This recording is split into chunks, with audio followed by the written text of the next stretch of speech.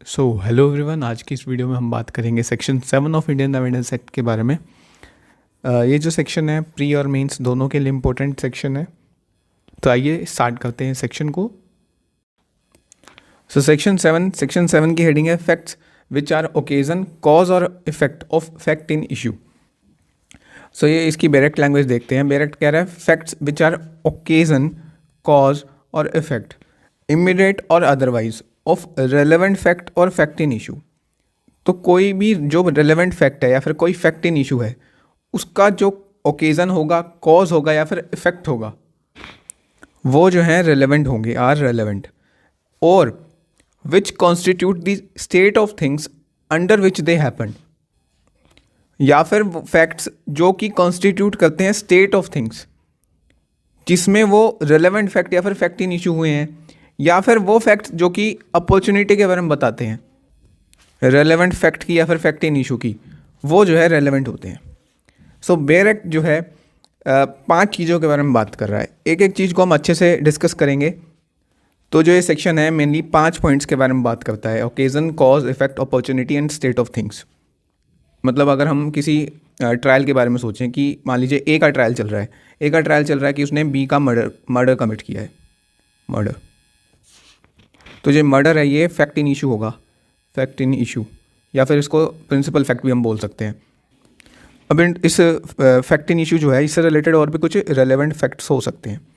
अब ये जो फैक्ट इन इशू है मर्डर, या फिर इससे जो रिलेटेड फैक्ट्स हैं, रेलेवेंट फैक्ट्स हैं, अब इन फैक्ट इन इशू, अब इस फैक्ट इन इशू या फिर रेलेवेंट फैक्ट जो होंगे इस मर्डर से रिलेटेड, इससे रिलेटेड कोई भी अगर उस ट्रायल में एविडेंस दिया जाता है जो कि उसके ओकेज़न के बारे में बताए, ओकेज़न मतलब कि किस पर्टिकुलर इवेंट में वो फैक्ट हैपन हुआ है, या फिर उसके कॉज के बारे में बताए कि उसका क्या कारण क्या था, या फिर उसके इफेक्ट के बारे में बताए, अपॉर्चुनिटी के बारे में बताए, या फिर स्टेट ऑफ थिंग्स के बारे में बताए कि किस परिस्थिति में वो जो फैक्ट है वो हैपन हुआ है। तो ये जो सभी फैक्ट्स होंगे ये रेलेवेंट होंगे। सेक्शन 7 इनको रेलेवेंट डिक्लेयर करता है। तो यहाँ पर बेसिक हमने समझ लिया कि सेक्शन 7 किस बारे में बात करता है। अब इन 5 पॉइंट्स को हम एक एक करके डिस्कस करते हैं। तो सबसे पहले यहाँ पर ओकेज़न का क्या मतलब होता है कि किस इंस्टेंस में, किस पर्टिकुलर इवेंट में कोई जो फैक्ट है वो हैपन हुआ है। Evidence can always be given of set of circumstances which constitute the occasion for the happening of principal fact. जैसे कि एक यहाँ पर केस है आर वर्सेस रिचर्डसन। ओकेज़न को हम अवसर भी बोल सकते हैं हिंदी में, या फिर किस चांस में वहाँ पर चांस था उस चीज़ का होने का या फिर नहीं था। तो आर वर्सेस रिचर्डसन का केस है, ये फैक्ट निकल कर आता है the fact the disease girl was alone in her cottage. ये फैक्ट निकल कर आता है कि जिस लड़की की यहाँ पर डेथ हुई है थी, वो मर्डर के टाइम पर अपने कॉटेज में अकेली थी। Was alone in her cottage at the time of murder is relevant as to constitute the occasion for the murder. तो ये एक ओकेजन बताता है, एक चांस बताता है कि वो जो लड़की थी वो अकेली थी अपने घर में, अपने कॉटेज में, तो it constitute the occasion for murder. तो यहाँ पर ये जो disease girl was alone in her cottage, इस चीज़ का एविडेंस यहाँ पर एडमिट होगा सेक्शन 7 के अंदर। कोर्ट में अगर एविडेंस लेके आ जाता है इस फैक्ट का, तो सेक्शन 7 के अंदर ये रेलेवेंट होगा as occasion. Illustration A B C चीज़ के बारे में, इसी पॉइंट के बारे में बात करता है कि अगर एक आदमी कहता है कि उससे पैसे चुराए गए हैं जब वो मेले में गया, on the occasion of certain fair, कि वो मेले में गया था। वो जो मान लीजिए आदमी ए है, ए कहता है कि मैं मेले में गया और मेले में मेरे पैसे चुरा लिए गए। So he should be able to show that he had money with him. तो वहाँ पर उसको ये शो जरूर करना होगा कि उसके पास पैसे भी थे। वो अगर ये एविडेंस दे देता है कि मेले में जाते वक्त उसके पास पैसे थे, तो it would be relevant as occasion under section 7। The fact that on the way he told one of his friend that he was going to the fair with money would be relevant। अब मेले में जाते हुए अपने एक दोस्त को बताता है कि मेरे पास इतने x अमाउंट ऑफ मनी है, मान लीजिए 10,000 रुपये है मेरे पास। तो ये जो उसने अपने फ्रेंड को बताया या फिर अपने फ्रेंड्स को बताया, तो अगर वो बताता है अपने दोस्त को कि मेरे पास पैसे हैं, तभी तो एक ओकेज़न बनेगा ना उसको कि उससे चोरी हो सके पैसे। चोरी होने के लिए पैसे होने भी ज़रूरी हैं। तो अगर वो ये शो कर देता है कि he was having some money, then it would be relevant under section 7 as occasion।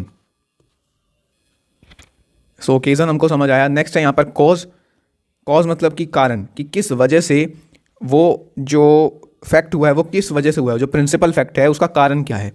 Evidence can be given of the set of circumstances which constitute the cause for the happening of the principal fact. Cause often explains why particular act was done, कि किस वजह से वो particular act किया गया था. It helps the court to connect a person with the act. तो जो एक्ट है, द एक्ट इन क्वेश्चन, मतलब कि जो फैक्ट इन इशू या फिर जो प्रिंसिपल फैक्ट है, वो जरूर उसी ने किया होगा who had cause for it, जिसके पास उस एक्ट को करने का कोई ना कोई कारण हो, कोई ना कोई कॉज हो. कि कोई भी एक्ट होता है, कोई भी मान लीजिए क्राइम होता है, उसके पीछे कोई ना कोई कारण जरूर होता है. बिना कारण तो कोई यूँ चलते फिरते क्राइम नहीं करता ना. सो कॉज का जो एविडेंस है वो सेक्शन 7 के अंदर रिलेवेंट होता है. इसमें एक एग्जांपल देखते हैं कि मान लीजिए एक पर्सन है, he is running short of money, मतलब उसके पास पैसे नहीं हैं या फिर कम पैसे हैं. तो अगर उसके पास कम पैसे हैं तो दैट में कॉज हिम, वो उसके लोन लेने का कारण बन सकता है. किसी के पास पैसे नहीं होंगे वो क्या करेगा, लोन ही लेगा. If he denies the fact of the loan, मतलब ट्रायल, मान लीजिए ये ट्रायल है कि क्या ए ने बी से लोन लिया या फिर नहीं लिया. अब अगर यहाँ पर A denies the fact of the loan, यहाँ पर ए इस ट्रायल में कहता है कि मैंने लोन लिया ही नहीं है. So evidence can be given of the circumstances which become the cause of the loan. So B यहाँ पर वो एविडेंस दे सकता है जो कि कारण बने हो, जो कि कॉज हो बी के लोन, ए के लोन लेने का. जैसे कि बी यहाँ पर फॉर एग्जांपल ये कह सकता है कि ए की जॉब चली गई थी, he was not having the job, इसलिए उसके पास पैसे नहीं थे. पर ए का एक्सीडेंट हो गया था, ठीक है, and he was having no money, so उसने मुझसे पैसे लिए थे.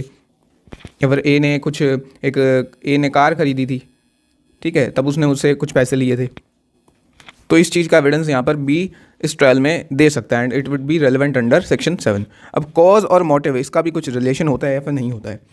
देखिए कॉज और मोटिव मोर और less means the same thing as does word motive in the section 8. Section 8 में मोटिव के बारे में बात की गई है. अब कॉज और मोटिव अगर हम सोचें तो एक जैसे वर्ड लगते हैं, but cause is however broader than the word motive.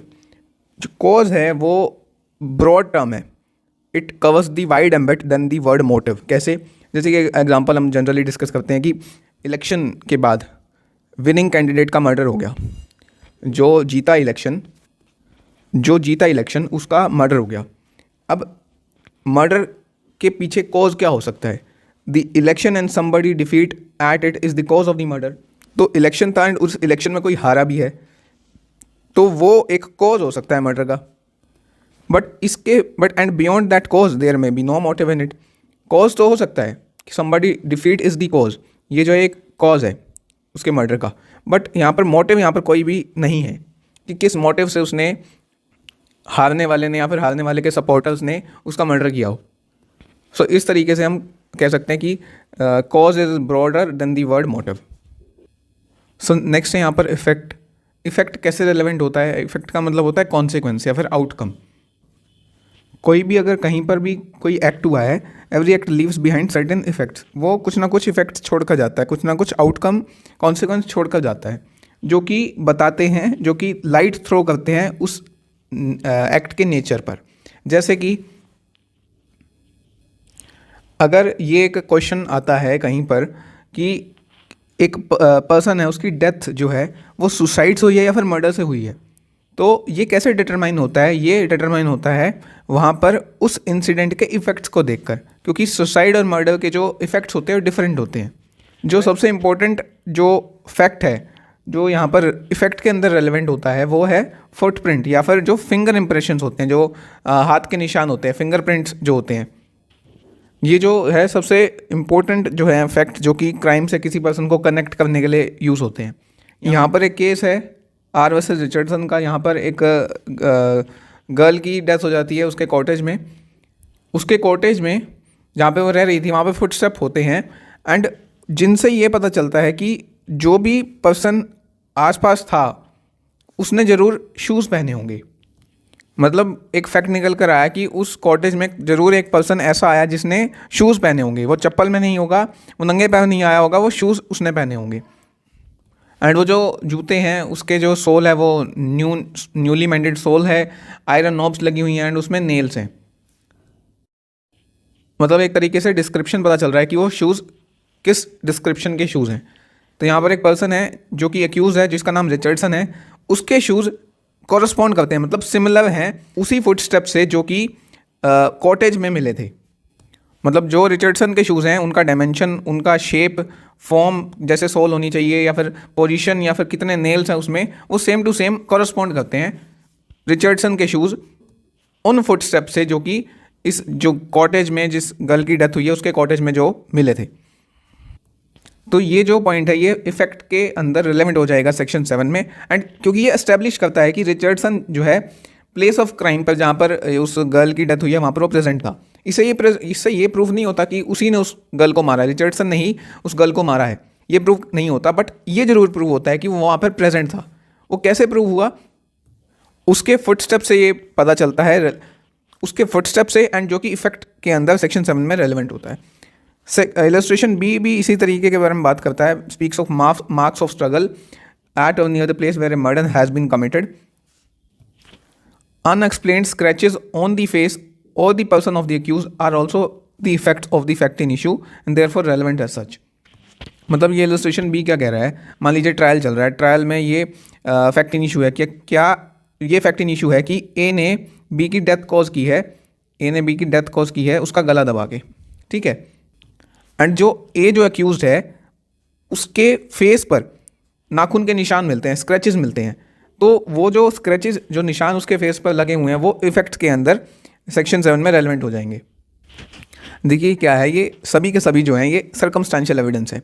जब सर्कमस्टांशियल एविडेंस की जब एक चेन पूरी हो जाती है तभी जो एक्यूज है उसको सज़ा मिलती है, तभी वो एक्यूज जो है वो गिल्टी प्रूव होता है। अब खाली ये एविडेंस प्रूव होना कि ए के चेहरे पर नाखून के निशान हैं, ये उसका गिल्ट प्रूव नहीं कर सकता। बट इसके साथ अगर और भी सर्कमस्टांशियल एविडेंस प्रूव हो जाते हैं, जैसे कि उसके जो फुटप्रिंट हैं, जो फुटस्टेप वहाँ पर मिले थे वो भी ए के ही थे, उसके पास सिमिलर शूज़ थे, एंड जो रस्सी जिससे सामने वाले का गला दबाया गया वो भी ए के घर पे मिल गई। यूँ करके जब सर्कमस्टांशियल एविडेंस की चेन एक बन जाती है तब एक पर्सन का गिल्ट प्रूव होता है। जो सेक्शन 5 से लेकर 55 है ना, इनमें हम कुछ पॉइंट्स के बारे में बात करेंगे। जैसे कि अगर किसी के फुटप्रिंट मिलते हैं तो वो कहाँ रेलेवेंट होंगे, वो इफेक्ट के अंदर सेक्शन 7 में रेलेवेंट होंगे। किसी का मोटिव है वो कहाँ रेलेवेंट होगा, वो सेक्शन 8 में रेलेवेंट होगा। कुछ लोग कॉन्स्पिरेसी कर रहे हैं तो वो कहाँ रेलेवेंट होगा, वो सेक्शन 10 के अंदर रेलेवेंट होगा। इस तरीके से ये सभी सेक्शंस वर्क करते हैं। आगे देखते हैं हम, आगे है अपॉर्चुनिटी। तो जो सर्कमस्टांसेस हैं जो कि प्रोवाइड करते हैं अपॉर्चुनिटी फैक्ट इन इशू के हैपन होने की, वो रेलेवेंट होते हैं। एक एग्जांपल हम यहाँ पर डिस्कस करते हैं। एक्स, यहाँ पर एक्स का ट्रायल चल रहा है, एक्स एक्यूज है एक ट्रायल में। वो अपने फेलो वर्कर्स मतलब अपने कलीग्स को एक टाइम पर छोड़ के जाता है, लेफ्ट हिज फेलो वर्कर्स। मान लीजिए वो 3 बजे अपनी जॉब को अपने कलीग्स को बोल के जाता है कि मैं कहाँ जा रहा हूँ, मैं जा रहा हूँ स्मिथ शॉप पे, मतलब लोहार के पास जा रहा है वो वापस आता है 3:30 बजे, ठीक है। 3:30 बजे वो रिटर्न वापस आ जाता है। अब जो वो ट्रायल चल रहा था उसमें एक फैक्ट निकल कर आता है कि वो जो डिसीज़ है, मतलब जिसकी जो डेथ हुई है ना इस केस में, उसकी डेथ 3 से 3:30 के बीच में ही हुई है। तो यहाँ पर क्या है, एक्स उसी टाइम पर अपने कलीग्स को बोल के गया कि मैं कहीं और जा रहा हूँ, बट तो यहाँ पर क्या है, उस ट्रायल में एक फैक्ट प्रूव हो गया कि 3 से 3:30 के बीच में जो एक्स है अपने काम पर नहीं था। तो एक तरीके से उसके पास अपॉर्चुनिटी थी कि वो ये मर्डर जो है वो कमिट कर सके।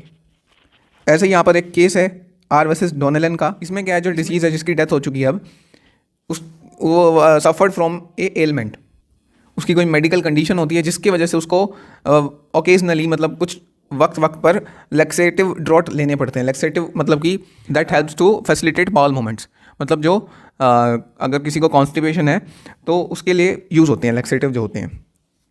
तो जो डिसीज़ को जो लैक्सेटिव है उसकी मदर दिया करती थी। एक्यूज़ को इसके बारे में पता था कि किस टाइम पर उसकी मदर उसको लैक्सेटिव देती है। एक्यूज़ ने क्या करा, ए ने क्या करा, लैक्सेटिव की बोतल को पॉइजन से बदल दिया। अब डिसीज़ डी की मदर को पता नहीं था कि वो पॉइजन है या फिर लैक्सेटिव है। उसने इनोसेंटली पॉइजन दे दिया अपने बेटे को, जिसकी वजह से उसकी जो सन है उसकी डेथ हो गई। एक फैक्ट निकल कर आता है, ट्रायल चल रहा था कि उसमें एक फैक्ट निकल कर आता है कि जो एक्यूज है ना उसको नॉलेज थी डिसीज़ की हैबिट की। किस हैबिट की? कि जो डिसीज़ है वो लैक्सेटिव लेता है, इस बारे में एक्यूज को पता था। तो ये जो पता था ना एक्यूज को, वो अपॉर्चुनिटी यहाँ पर अफोर्ड करता है उसके लिए। एंड ये जो फैक्ट है ये रेलेवेंट होगा यहाँ पर सेक्शन 7 अपॉर्चुनिटी के अंदर। नेक्स्ट है यहाँ पर स्टेट ऑफ थिंग्स। इससे पहले जो इलस्ट्रेशन सी है ये भी सिमिलर पॉइंट के बारे में बात करता है। नेक्स्ट यहाँ पर स्टेट ऑफ थिंग्स है। स्टेट ऑफ थिंग्स क्या होते हैं? फैक्ट जो कि कॉन्स्टिट्यूट करते हैं स्टेट ऑफ थिंग्स।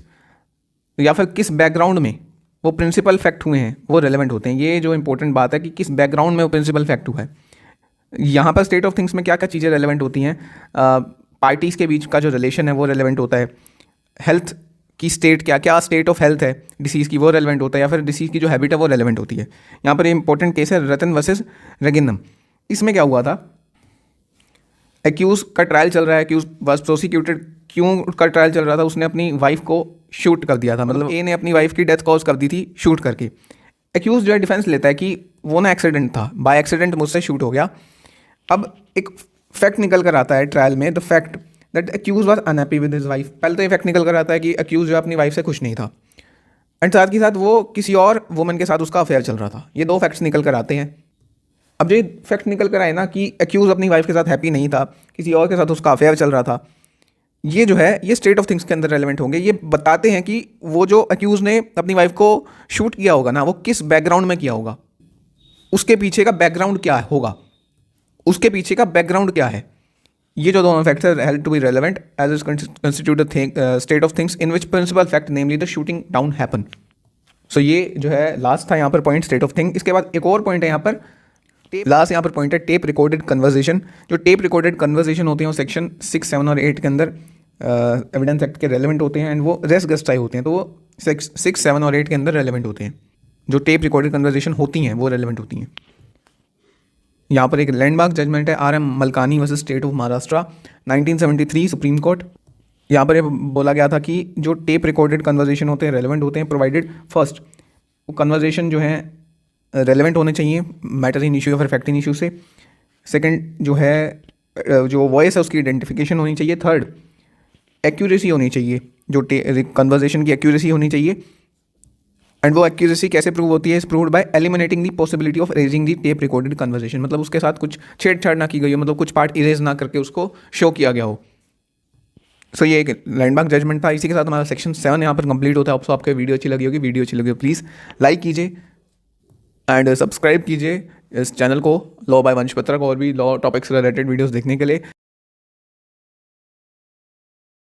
मेंबर बनने के लिए ज्वाइन बटन पर क्लिक कीजिए एंड जिससे आपको फ्यूचर में एक्सक्लूसिव वीडियोस प्रोवाइड हो सकें, उसके आपको फ्यूचर में बेनिफिट्स मिलेंगे।